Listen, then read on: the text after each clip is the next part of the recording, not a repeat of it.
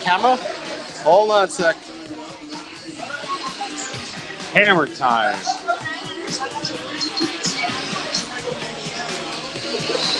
Pecorine. Happy Devils Saturday. This is the Woo Report postgame. Devils Predators just finished up. Devils lost 5-3. And Beer Baron is a little tired. I woke up. A little tired. Taking a nap during that one. Yeah. So, anyway, so. What a bleep show, huh? Yeah, well, you know what? It happens. What you guys can talk. I'm trying to. What in Nashville? Yeah. Sam, so this is the Woo Report with special guests, us. Yeah. We got Mike Lucci from Pucks and Pitchforks. It's our man right here. Yeah, Pucks and Pitchforks blog. Myself, Sam Woo, here with Shorts Guy and Beer Baron. Yeah, us. But we've got something to talk about. We got to talk about the Taylor Hall rumors. We got Tyler Kelley from Pucks and Pitchforks blog contributor. He put out that tweet a little bit earlier today about Taylor Hall. Tyler, you're on the Woo Report. How are you, man? I'm doing well, Sam. How are you? Pretty good. So you say that your sources are saying, or your source is saying that there's a good chance that Taylor Hall will be moved to Colorado. Tell us a little bit more of the details of that potential trade. So I don't know the exact details of who the Devils would get back, who they wouldn't get back, who's off the table. I do know that it seems like he'll be on before the Devils get back from this road trip. And even Chris Johnson from Sportsnet today was saying no later than December 19th is when he expects Hall to get moved. But there's a bunch of good players from Colorado that you could potentially get back. I don't think you get a Bowen Byram back. That seems unlikely.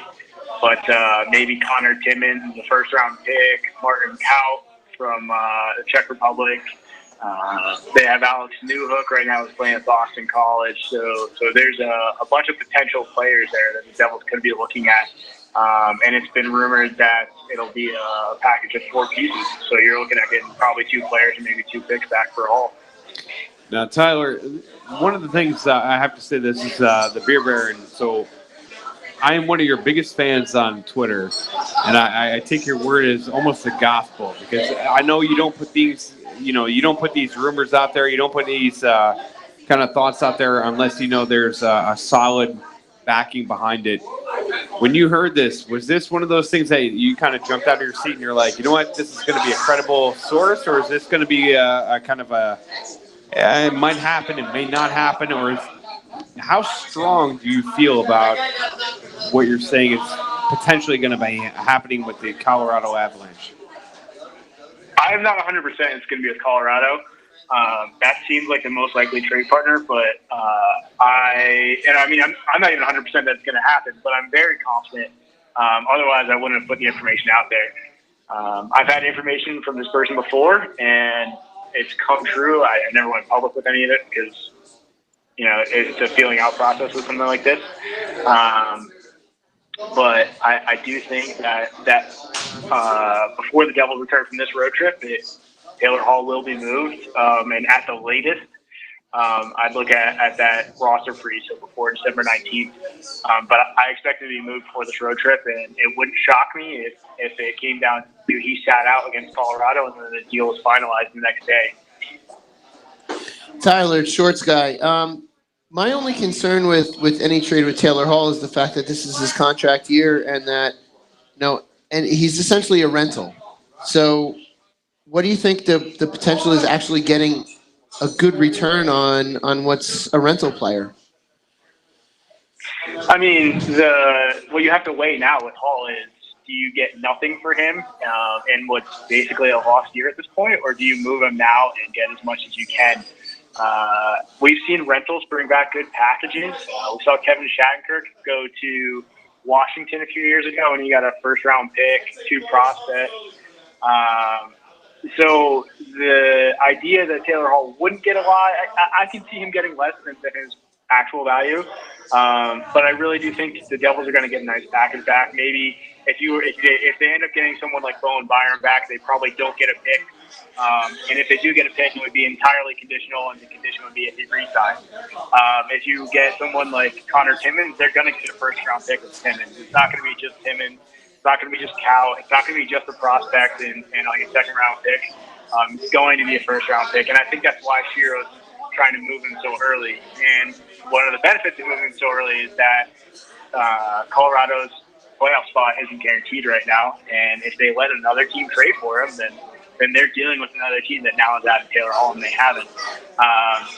And this is their best window to win the Cup right now. They have McKinnon on a super team friendly deal. They have McCall on his entry-level contract.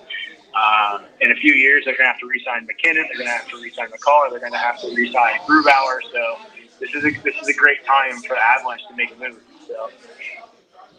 How you doing, Tyler? This is Mike, one of your Pucks and Pitchforks colleagues. If you look at Colorado's trade history, you look at the Duchesne trade. They traded Duchesne to Ottawa pretty much like a few days before they faced them the next day. Faced them down the road. They did the same with Derek Brassard. I think with a few other players. When you take those correlations into consideration, how much of a factor does that go into the likeliness of the Colorado Avalanche being the front runner, like you mentioned, for the Taylor Hall to be traded to? I think the Avalanche are the front runners because they're one of the few teams that can take the entire cap hit. The Devils don't have to get any salary, and they have exactly what the Devils are looking for. And we have seen, yes, Tactic's a pretty aggressive coach. Usually it's with stealing players, but we saw him try to sign Panarin this offseason, and he's throwing big money at Panarin. So he's not scared to pull the trigger. He's not scared to make a big deal. So they are an extremely logical trade partner. But you can say that about any team the Devils are playing on this road trip. Nashville would make sense. Dallas would make sense. Arizona's been rumored too. So all of these teams make sense as trade partners. It just seems that the Avalanche are the most likely. So I just want to follow up on the possibility of Colorado. I know that you and our mutual friend Alex Chauvin say he's here right now. Actually, he sends his regards. You guys, it's a good man. Wearing 9 Inch Nails shirts. Yeah. Good man. You guys I know you guys had a thread on Twitter. You guys proposed a really interesting potential trade package that Arizona could send back in exchange for Taylor Hall. Could you just get into a little more detail on that? Yeah, so what Alex and I had talked about was because Arizona's at the cap ceiling and they have absolutely no cap going forward, they have, I think, $785,000 in cap space next year without any consideration. They have $785,000 next year. If they were going to trade for Taylor Hall, they would probably have to move Marian Hossa's contract. So you're looking at the Devils probably taking back, hopefully they go for Jacob Chychrun, who they drafted Michael McLeod over in 2012. We're not going to talk about that. We're not talking about that. Sorry, 2016. So they We're not talking about that. Well, I got to. He's a slow boil. Yeah, so it was a missed pick. It happened. Nobody's perfect. But the Devils could look at getting him back, taking on Hossa's contract. And then there's another really intriguing prospect in the Arizona system, Jan Yannick. I think that's how you pronounce his name. He's another Czech prospect. He's playing in the OHL right now for Hamilton. He's having a monster year. And he'd be a great prospect to get back. But that would be one of the advantages of dealing with a team like Arizona is they have to move cap back so you can raise that price a little bit. Now, Tyler, we were talking about Colorado being this kind of front runner for the Taylor Hall sweepstakes, and whether a trade goes down in the next couple of days or it doesn't. Is there any other team that you could see as a dark horse that could come out of the blue and surprise everybody or surprise even you that would make this trade happen?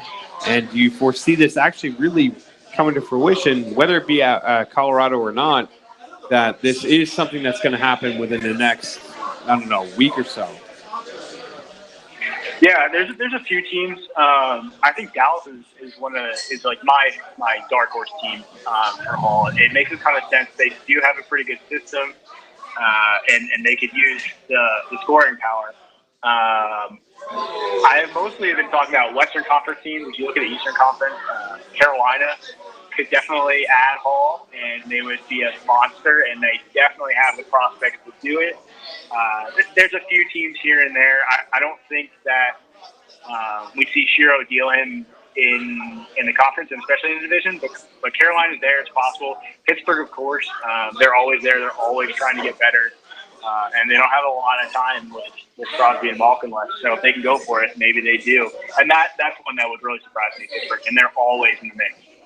So with a lot of these teams that are potentially in the mix right now for Taylor Hall, some seem more likely than not that he would wind up resigning, whether it's a sign and trade or at some point after he's acquired. Like, for example, the Arizona Coyotes, I really can't see him signing an extension with them, whether it's a sign and trade or like at some point after he gets extended. Your thoughts on how that's going to affect the potential trade return? Just kind of like a team by team basis for the teams that are that have been mentioned so far. I think any team that makes a deal is going to have to include a conditional pick, and the condition on that pick is going to be if he resigns. It becomes a first-round pick. If he doesn't, then it's nothing. And for a team like Colorado, maybe they do send a first-round pick, and then they send an additional conditional pick. For a team like Arizona, maybe it's only a conditional pick, and it probably doesn't become anything because Arizona, the likelihood of them being able to re-sign Hall is so slim. But I would imagine that there will be a conditional pick in this trade no matter what, no matter who they deal with, unless an extension is agreed to beforehand, which I don't think we'll see. So I would expect at least one conditional pick in any deal that's made. So, Tyler, before, as we're all kind of getting to the point where we're wrapping down, if you had to put a number on it, between now and, I don't know, let's say a week and a half, 2 weeks from now, the likelihood of him actually getting traded to, whether it doesn't matter, the Avalanche, whoever, the likelihood that we saw Taylor Hall in his last home game as a Devil, what percentage would you put that on right now? If I had to give it a percentage, I'd say 80 plus. Wow. That's a big number. That's a big number. That's very confident. That's a very confident number. I wouldn't have tweeted if I wasn't confident. And you know what? And no, I have to say this. When I tweeted at you today and I said, hey, can I quote you on the live podcast today? You are one of those people that if you say something, it's almost like the gospel of God. If something happens, like, I know you didn't say that the Gusev trade was going to happen, but you kind of like really put it out there, and we rode your coattails on that one. But anytime you say something, there's a lot of validity to that. So I have to tell you, when you put that out there, I was like, this is a big story. This is something we have to follow. So 80%, that's a big number. So yeah, my only big miss was Zaka breaking out 2 years ago. So. Hey, that's not a miss. That's not a miss. It's still yet to happen. So Tyler, so let's just play devil's advocate. Let's say he isn't moved in the next 2 weeks. What do you think we're looking at that point? I'd be shocked. It doesn't, because if the Devils don't move him before the roster freeze, then you're looking at, I don't have the schedule in front of me right now, but you're looking at a pretty big gap where they can't make a deal when he's playing. And we all know that injuries are legitimately a concern with Hall. So the roster freeze starts the 20th, and then I don't think it ends until after the new year. So you're looking at 1, 2, 3, 4, 5, 6, 7, 8, almost 9 games where the Devils are playing Hall and they can't move him. So you're looking at not a great scenario for the Devils, and it's just a lot of risk, and there's no reward. The likelihood of the Devils getting more after January isn't that great, and it's just tough. You're looking at a tougher situation. There's more pressure to move him because you're in a smaller window. So I do think that there's a really, really, really good chance we see him for that roster. Yeah, and with him scoring tonight and getting at least one assist, it's almost like he's trying to play for that trade. All of a sudden. Yeah, he has looked great these past few games. Yeah. So just to wrap things up, Tyler, your ideal perfect world trade scenario for Taylor Hall, who would be the team you'd send him to, and what would your return be back? Ooh, my ideal perfect scenario. That's Realistic, an of course. Interesting one. Realistic is good. Yeah. That's a good way to put that. Not like an NHL 20 trade. Yeah, I think like my favorite package that we've talked about was one that Alex and I talked about, and that's Citron, Yannick, and you get back Hosta. But if you tell me the Devils can get Bowen Byram, and I mean that's another amazing scenario, because then next year you're talking about Bowen Byram and Ty Smith and Will Butcher on the left side of the Devils defense. So either scenario with Arizona or with Colorado, there's a lot of good ways that this can go for the Devils, and it could be great just right for the future. So that 1-for-1 trade, that Larson for Hall trade, could end up being a really good thing and not a complete disaster, is what you're saying. Exactly. So it's like the gift that keeps on giving. Well, well, thank you. Ray Shero's basically turning Adam Larson into whatever he gets for Hall, and that could look really good in the end. It's pretty much what it ends up being, yeah. Well, thank you, Tyler, for making some time on a Saturday night. We're at Tavern on the Rocks in beautiful Rockaway, New Jersey. We'll catch up soon. All right. Thanks a lot for having me on, guys. All right. Have a great night. Thank you. That is Tyler Kelley of Pucks and Pitchforks blog, giving us the skinny insight. 80% insight. 80%. You know what? That's a big damn number. That you gotta have a lot of confidence in the 80%. Yeah. There was a 90% chance that I fell asleep downstairs. And only 90? No, there's a 100% chance that I fell asleep downstairs for a little bit. That third period was a blur because I was exhausted. I had too many chili fries and I fell asleep. But honestly, 80% chance in a realistic world. If he's putting that kind of number, he's one of those people that you really put a lot of clout into, right? It's not I'm not going to mention other places, but sometimes you get rumors and they float them out there and you take it as like a grain of salt. It's clickbait. 100%. And when he puts stuff out there, there's a lot of validity behind it. So, I don't know, gentlemen, 80%, that's a big number. Yeah. Definitely a big number. Well, guys, we had a great time here at Tavern on the Rocks. Yeah, Grant Marshall, Colin White, thank you for coming down. Thank you for everybody coming to the Tavern on the Rocks. And the hashtag We Are the Fun Tour continues probably next year.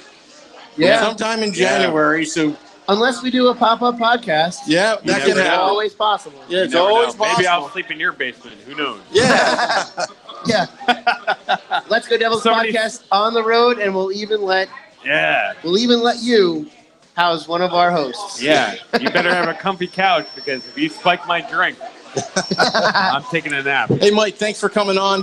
Thanks for coming down. Thank you, Mike. Thanks, Alex, for coming and supporting. Well, that's all for now. Catch us tomorrow, the Let's Go Devils podcast, every Sunday nights at 9 p.m. Eastern, and State of the Fan Address Wednesdays. So we'll see you tomorrow.